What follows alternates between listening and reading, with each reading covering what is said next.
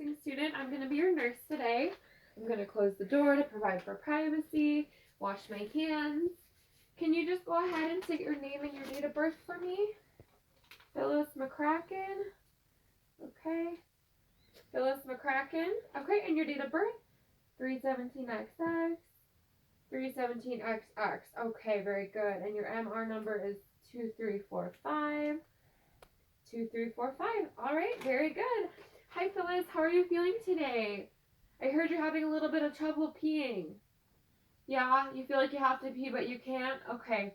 Well, Dr. Killjoy actually put in orders for me to insert a indwelling urinary catheter this morning at 7 a.m. So I'm going to go ahead and do that. Before I do, I just want to quickly assess your bladder and your perineal area, okay? So I'm going to wash my hands. I'm just going to pull up your gown. Is that okay? Okay. Yeah, looking at your bladder looks pretty distended. I'm just going to lightly palpate it. Yeah, and it feels pretty firm and distended as well, which probably because of all the urine that you have in there. I'm just going to look at your perineal area. And the PCT cleaned it before? Yeah, okay. It's all nice and clean now. There's no redness or trauma or any signs of bleeding or discharge or swelling. So that's good. So your area is nice and clean and good to go.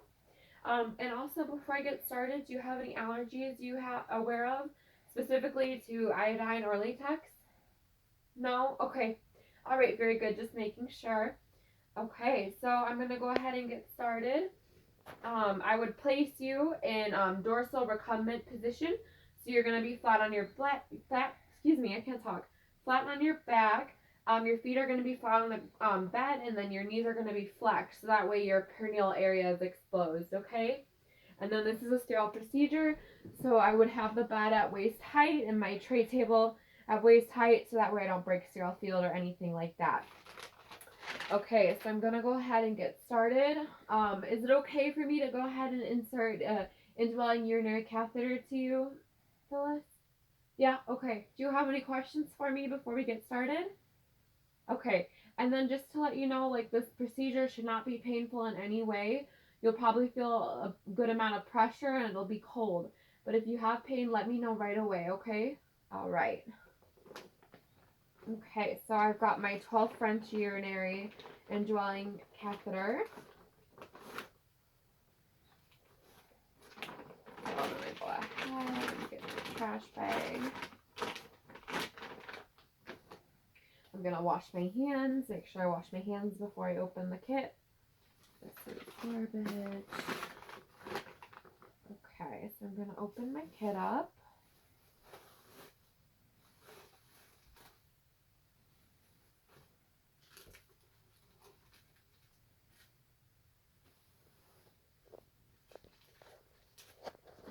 Actually, okay.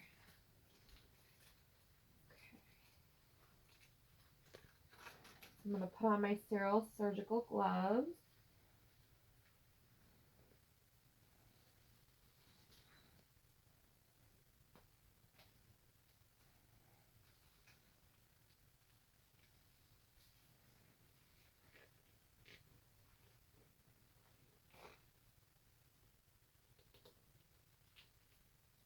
Okay, once they're on, I can adjust them. Okay. This is garbage.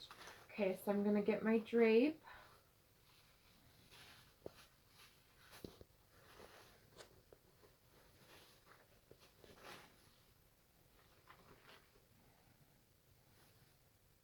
And then put this drape at the bottom just for extra space. Okay, so now I've got my kit. Got my lube, my sterile water, my iodine strips. I've got my urinary specimen container, which I'm going to save for later to get a urinary specimen. And then I've got my Foley catheter. So I'm going to go ahead, Phyllis, and just prepare the catheter.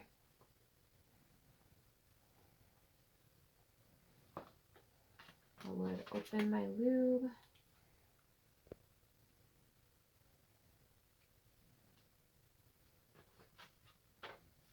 I'm going to pour this on the tray.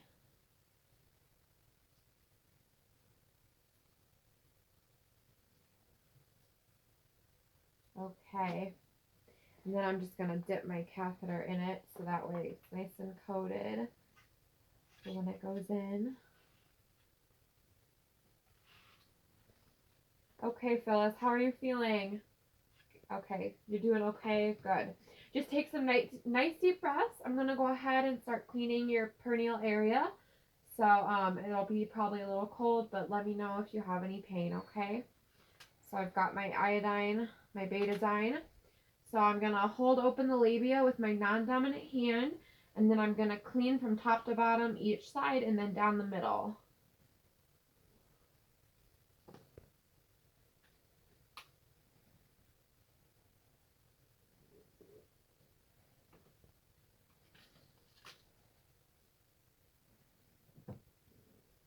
Okay.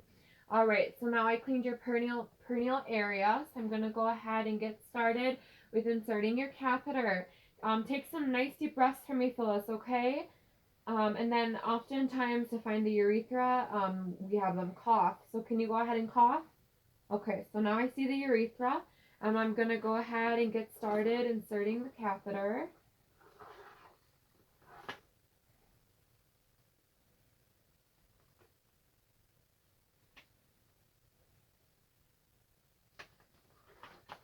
And I would need to make sure that the catheter stays in the sterile field on the drapes. So it came over the edge, and that would mean I would have to start over and get a new catheter because it left the sterile field.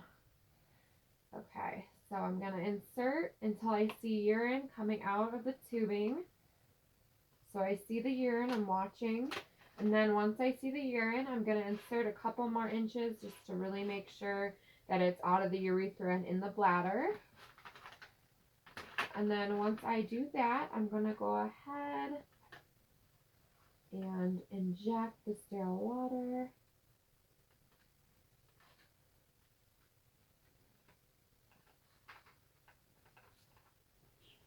There we go. And then I should be able to tug on the catheter and feel resistance because that would mean that the balloon expanded in the bladder. So it's resistant. And I'm just going to assess for any kinking in the tubing. I see the urine is flowing, so that's good. Okay, so I'm going to go ahead and take this off. And I'm going to get my garbage.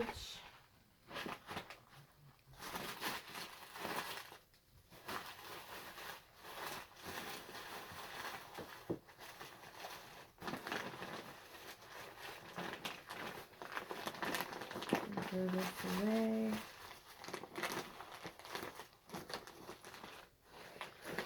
That's in the garbage. I'm going to take my gloves off, wash my hands.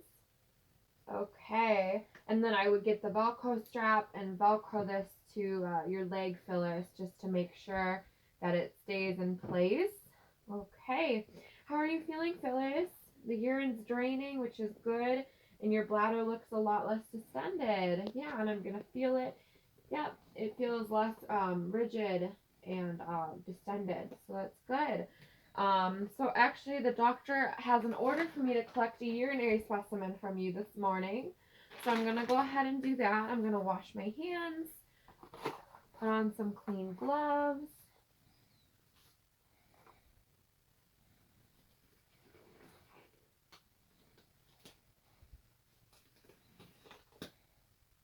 Okay, so I would open this, open the container. Oops. If it fell on the bed, I would get an alcohol swab and swab it off to make sure that it's clean and not contaminated. Okay, let's go ahead and pour the sample that I need, usually like 10 milliliters. Okay.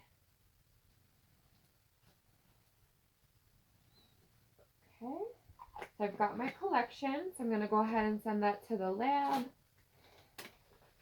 And now I'm going to wash my hands again. Okay, how are you feeling, Phyllis? You still feel like you have to pee, but you can't?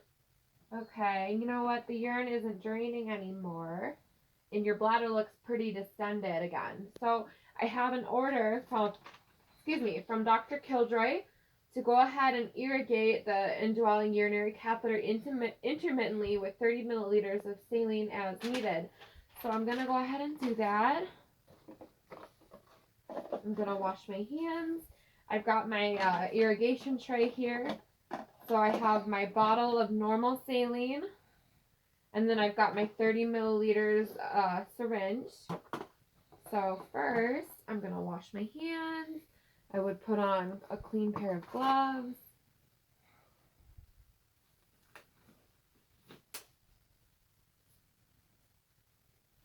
And these don't have to be sterile. So I would get 30 milliliters of normal saline. Okay, 30 milliliters. And then I will go ahead and fold off the tubing below the access port. And then I would inject 30 milliliters of the saline to irrigate.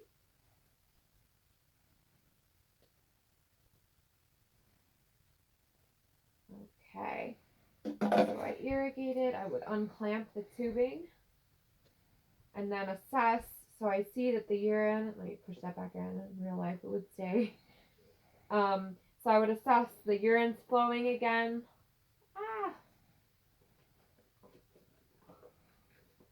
So in real life, this would stay in because the balloon was expanded.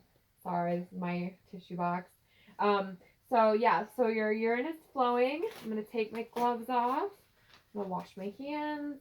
The urine's flowing and your bladder is a lot less distended. How are you feeling, Miss McCracken? Better? You're feeling like you're relieved? Good, and your bladder looks a lot better. So I would say the irrigation worked. Oh my god. Okay, I'm sorry, Janet. This is not what normally happens. We're pretending this didn't happen. We're pretending this is in. Okay, well, I'm glad you're feeling better, Miss McCracken. Your call light is right by you, and I'm going to get you some water. If you need anything or you feel like you have to pee and nothing's coming out, go ahead and let me know right away, okay? Thank you so much for your time today. I'm going to wash my hands. I'll open back up the door. Okay, thank you, and have a great rest of your day. That's it.